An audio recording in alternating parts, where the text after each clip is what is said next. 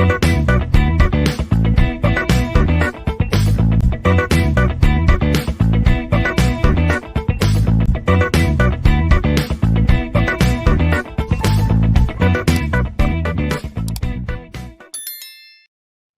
students, in the previous sessions we already discussed regarding why exactly we are going for backup process.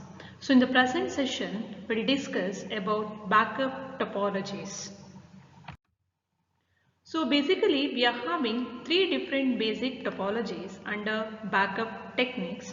The first one is direct attached backup, the second one is LAN based backup, third one is SAN based backup, and the last one is mixed topology. The mixed topology uses the combination of LAN as well as SAN based topologies. First we'll take direct attached backup topology. So in the case of direct attached backup topology, so I can say that the backup device is directly attached to the client. So this is the backup device which is directly attached to the client, and only the metadata will be sent to the backup server. So this is the backup server through the LAN. So we are using LAN in order to transmit the metadata into the backup server. So this configuration phrase the LAN from backup traffic. So we are using the LAN so that in order to transmit the metadata, so that we can freeze this configuration frees the LAN from the backup traffic. We are not transmitting the data which is to be backed up through the LAN. The second backup topology is LAN based backup topology. So in the case of LAN based backup topology, the data to be backed up is transferred from the backup client to the backup device destination over the LAN. So which may affect the network performance. That means whatever the data which is to be backed up will be exchanged between the backup device as well as the backup client. It uses the available LAN network.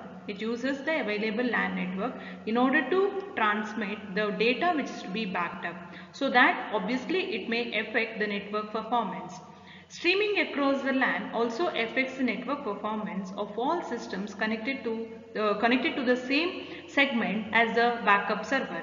So in the case of LAN based backup technology, all the backup servers are connected through the LAN, but the backup device is directly attached with the storage node. This impact can be minimized by adapting a number of measures such as configuring separate networks for backup and installing dedicated storage nodes for some application servers.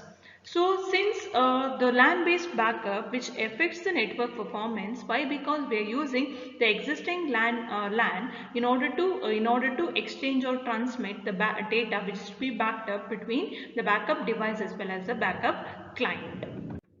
So in the case of SAN based backup, it is also called as LAN free backup. The most appropriate solution when a backup device needs to be shared among the clients. Suppose the backup device which is to be shared among few number of clients, so we can adopt SAN based backup. So in the figure we can observe that the client sends the data to the data which is to be backed up to the backup server over the SAN. So we'll use the data. So this is the dotted lines, so which indicates the data, exchange of data between the backup server with the backup device, and we'll use the existing SAN network in order to transmit the data which is to be backed up from the backup client to the backup device, and only the backup metadata will be transferred through the LAN network. So in the case of SAN based backup, we are using the available SAN network in order to send the data which is to be backed up from the backup client to the backup device, and we'll use the available LAN network in order to transmit the metadata. So mixed backup topology. So it's a combination of LAN-based backup topology as well as SAN-based backup topologies. So which is implemented for several reasons including cost, server location reduction, in administrative overhead and performance considerations. So we can consider both advantages of LAN based as well as SAN based topology in order to implement mixed topology. So here we'll use both LAN as well as a SAN network in order to exchange the metadata as well as the actual data which is to be backed up between the client, backup client to the backup device as well as the backup server where we can store the metadata. So next we'll take data deduplication for backups. So what is the meaning of data deduplication? So in simplest definition, data deduplication refers to a technique for eliminating redundant data in a data set. So if you are having more than one similar kind of data within the data set, so we have to eliminate duplicate copy of the data. So that is called as data deduplication. So data deduplication refers to a technique for eliminating redundant data in a data set. In the process of deduplication, extra copies of the same data are deleted, leaving only one copy to be stored in the data set. So we'll maintain single copy of the entire data within the data set. If you are having multiple copies within the data set, such extra copies can be deleted. So data duplication can be implemented at file level or sub-file level. So if you are implementing at the file level deduplication, also called as single instant storage, detects and removes redundant copies of identical files. So with respect to file level, if you are adopting data deduplication method, so in the file level, so it will eliminate redundant copies of identical files. So in the sub-file level, so the sub-file level data deduplication breaks the files into smaller chunks and then uses a specialized algorithm to detect the redundant data within it. So in the case of sub-file level, the entire files will be divided into smaller chunks, and after that it uses some specialized algorithm to detect the copies of data, that means to detect the redundant data. So after detecting the redundant data, such redundant data can be deleted under sub-file level data deduplication process. So here we can observe that before data deduplication, so this is the data. So I am having three copies of same set of data. Here also I am having same copies of data, three sets of data. This is also three sets of data. This is also three sets of data. So this is nothing but deduplication process. So here data deduplication process identifies similar copies or identical copies within the data set. So it will compare, and finally after data deduplication process, so it will maintain single copy of all the data. So the multiple copies, whatever the multiple copies we are having, so those copies will be deleted from the data center. So data deduplication can be implemented at source level or at the target level. So first we'll take source based data deduplication process. So with respect to the source based data deduplication, the data is deduplicated at the source level. So this is the source and this is the destination, I can say. So at the source level, I'll be having the backup client. So I'm having the data set. The backup client sends only new or unique segments across the network. So it will reduce storage capacity and network bandwidth requirements, increases the overhead on the backup client. So here I am having one data set. So this is the data set. So now what exactly the backup client does is, so it adapts data deduplication process and it adapts some set of algorithms, and it will identifies the redundant copies of data, and it will delete the multiple copies of data, and it will take only single copy of the data from the data set. So here I am having blue and green color data. So here after applying data reduplication algorithm, so the backup client extracts only two data. So those two datas from the data set will be transferred through the storage network into the backup device. So backup device will maintain single copy of both the data. So that is how data deduplication implementation can be considered with respect to source. So that is, the backup client does the data deduplication process. So next we'll take target based. So that is, the data deduplication can be implemented at the target level. So that is at the backup device. So in the case of target based data deduplication, initially the backup client will transmit the data or data set as it is through the storage network. So the backup device will apply the data deduplication algorithm, and it will check the multiple copy or redundant copy of same data. So it will eliminate such multiple copies, and it will save only a single copy of the data within it. So data is deduplicated at the target. So either it may be inline or post process, offloads the backup client from deduplication process. All the backup data traverse through the network. So irrespective of data, whatever the data we are having across the backup client, that need to be transferred to the backup device. Later on, the backup device will check the redundant multiple copy of same data set, and it will eliminate such multiple copies, and finally it will store a single copy within the backup device. Image-based backup approach.